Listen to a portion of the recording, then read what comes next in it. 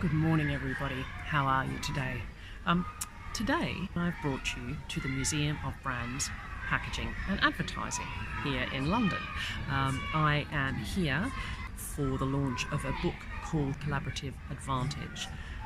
It's written by a guy called Paul Skinner. I've bought the book, I haven't read it yet, but the whole premise is around looking at how the model of competitive advantage, which has been written about and spoken about for so long in business, perhaps is no longer as fit for purpose and right for driving us into the future. So really interesting conversations today. I've met some great people. I actually came to the museum when it was in its previous location, and I've really enjoyed looking around this new site today. They have a fabulous timeline, tracing the history of brands and advertising that you can wander through, and it's just been a really great morning, networking with other marketers and catching up with some people I haven't seen for a while. I thought what I'd do is just share a couple of the insights that I got this morning. So there was a bit of an introduction by Paul himself, talking about why he wrote the book. It's been 5 years, a lot of perseverance, and then he had a panel of 3 industry chief marketing officers. So we had insurance represented, the insurance industry, the dining industry, and some broader sort of industry experience as well. So some of the comments I think are really, really interesting around collaboration. So the first thing that really came up was about thinking about your business and your customers from the outside in. And I talked about this in a previous video, and I talked about joining the dots for your customers and not thinking about the process from inside your business, but actually stepping into your customer's shoes and understanding what the experience really is like for your customers. And Mark Evans he's the Chief Marketing Officer at Direct Line Insurance here in the UK. And he spoke about the fact that insurance is the least trusted sector in the world, and of course Direct Line operates in the UK, which is not a culture that trusts easily. So he spoke about taking an outside-in approach and really thinking about what insurance should be. What is the point of it? What you want insurance for is to feel better, to feel good when things go wrong, not to feel worse when things go wrong.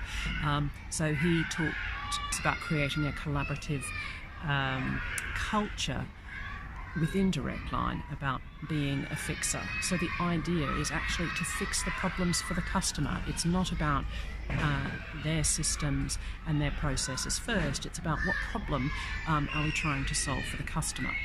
He gave a great example of a product they have launched called Shotgun, which is specifically aimed at 17 to 19-year-old new drivers. It's a car insurance product. And what he talked about was that age is the most likely time that accidents happen. It's new drivers who've passed their test, perhaps a bit of false confidence and lack of experience. So that particular insurance product is designed to address the specific needs of those customers. So it was a great example of thinking about it from the outside in. So he also talked about creating followership, and I think this is a really important thing when we're thinking about our business and our profile. So you don't become a leader without having followers. So how do we create followership in our business? And this whole idea in Direct Line of being a fixer and being wedded to that as a purpose for the business creates a great followership all the way through the business, and it doesn't just sit at the top of the business. I thought that was a really great example. One of the other things, let me just check my notes here, one of the other things I thought was really interesting was leading is less about your authority and more about how you collaborate now. And one of the comments was it involves extending beyond the things you have authority for. So it's no longer about the business card or the title or the budget you have or the number of people that work for you. It's about how do you create influence and how do you get things done outside your remit, outside your title. And I think that's a really great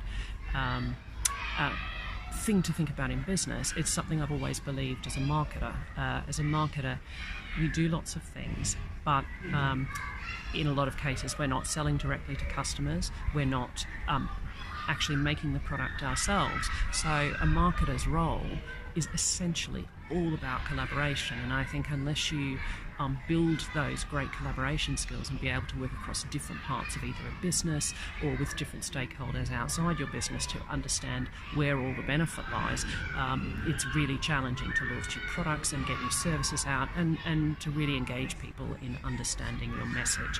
So the third thing I got out of today was think about what you create for your customers. So a couple of things here.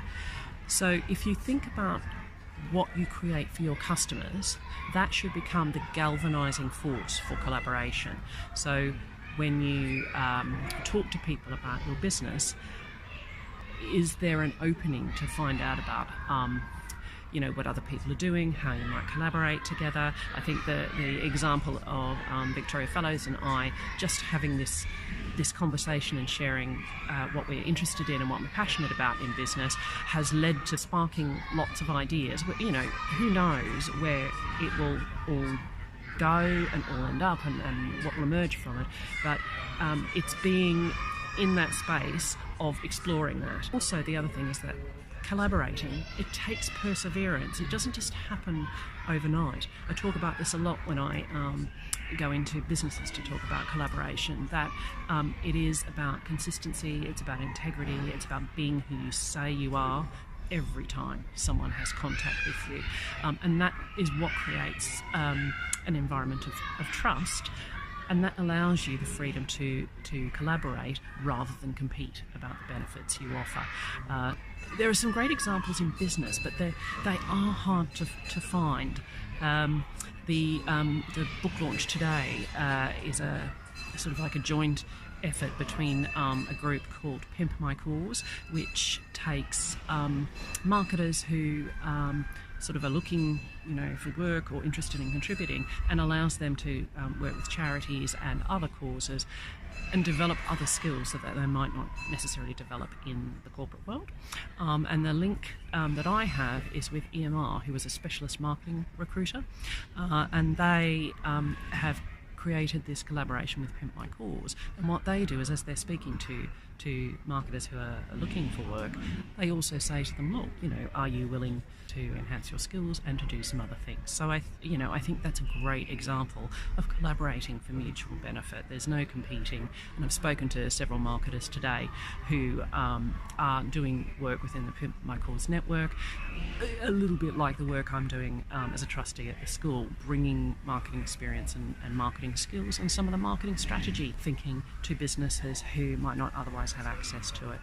So I'm going to head back in, have a bit of a wander around the time tunnel. I couldn't take you in there, unfortunately. You're not allowed to film in there, so I've come out into the garden to have a chat to you. But think about your business from the outside in. Think about that collaboration takes perseverance, and think about creating followership. I think they're the three takeaways from today. So until next time, it's me, Kim Hamer, live on YouTube, signing off. Cheers, guys.